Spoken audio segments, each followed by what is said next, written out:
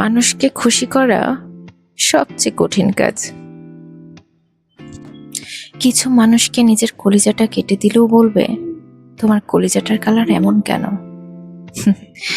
আসসালামু আলাইকুম, কেমন আছেন ভিউয়ার্স? চলে আসলাম আবারও নতুন এক রেসিপি নিয়ে।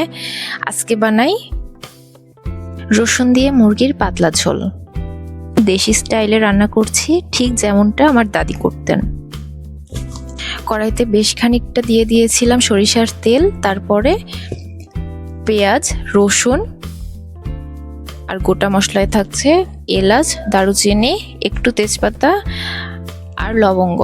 ব্যাস, বেশ ভালো করে ব্রাউন ব্রাউন করে ভেজে নিয়েছিলাম। তারপরে এই তো চলে আসলাম শিলপাটায়, এটা সুন্দর করে বাটতে হবে। এই তো আমার বাটাবাটি অলমোস্ট ডান, রেখে দিচ্ছি। এবার চলে যাচ্ছি সরাসরি চুলায়। আমার চিকেনটাও রেডি। তো এই তো তেলের মধ্যে দিয়ে দিব রসুন, পেঁয়াজ আর আদা পেস্ট। ব্যাস, দেশি সরিষার তেল বলে কথা, দেখেছেন কত ফেনা ফেনা উঠে গেছে তেলের মধ্যে। এবার গুঁড়ো মশলায় দিচ্ছি হলুদ, মরিচ, লবণ, ধনিয়া, জিরা আর আমার মুরগির মাংসের মশলা। এই তো এবার এটা ভালো করে কষে আসলে এর মধ্যে দিয়ে দিচ্ছি মুরগিগুলো। আমার দাদি বলতেন মাংসে নাকি কোনো গোটা মশলা বাদলে যে খায় তার অসুবিধা হয়, এই জন্যে সব বেটে সুন্দর ময়েস্ট করে তারপরেই মাংসে মশলা দিতেন। এবার আমি মাংসটা কষাবো। এই তো মাংসের মধ্যে একটা তেজপাতাও দিয়ে দিয়েছিলাম। জাস্ট ফ্লেভারটা যখন বের হয়ে যাবে তখন আমি তেজপাতা উঠিয়ে নিব। এবার মুরগি থেকে যে পানিটা বের হবে সেটা দিয়ে আমি মাংসটা কষাবো, কষিয়ে কষিয়ে রান্না করব। এর মাঝে দিয়ে দিলাম আস্ত রসুনগুলো, সেগুলো দিয়েও মোটামুটি কষাতে হবে। দেখেন আমার কষানো অলমোস্ট ডান।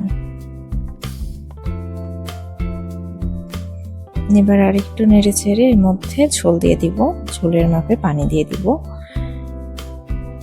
আমি একটু পাতলা ঝোল করতে চাচ্ছি আর বেশ খানিকটা ঝোল রাখতে যাচ্ছি, এই জন্য পানিটা একটু বেশি দিয়েছি। ফ্লেভারটা বের হয়ে গেছে তেজপাতার, এবার আমি তেজপাতাটাও উঠিয়ে নিচ্ছি। আজকের রান্নার বিশেষত্ব হলো কোনো মশলা খাওয়ার সময় ডিস্টার্ব করবে না, আর খুব সুন্দর করে খাওয়াও হয়ে যাবে। এত মজার এই রেসিপি। আমাদের যে মশলাটা রেডি করা ছিল সেটাও আমরা এবার এর মধ্যে দিয়ে দিচ্ছি। এই মশলাটা দেওয়ার পর আর বেশি জোরে জাল করা যাবে না, তাহলে ফ্লেভারটা নষ্ট হয়ে যাবে। দিয়ে দিলাম কাঁচামরিচ। এবার খুব লো হিটে কিছু সময় আমরা চুলায় রেখে দিব। ঠিক মাটির চুলায় রান্না করলে যেমন মাটির চুলার জালটা অফ করে দেয়, কয়লার ওপরে রাখে কিছু সময়, জাস্ট কয়লাটাই জ্বলতে থাকে, ঠিক সেরকম। সেই হিটেই কিছু সময় দেখেন কালারটাও সুন্দর হয়ে আসবে, ঝোলটাও কি সুন্দর লাগছে, তাই না? তো viewers, enjoy your food and please subscribe and follow Just Food by Jeff. Thank you so much.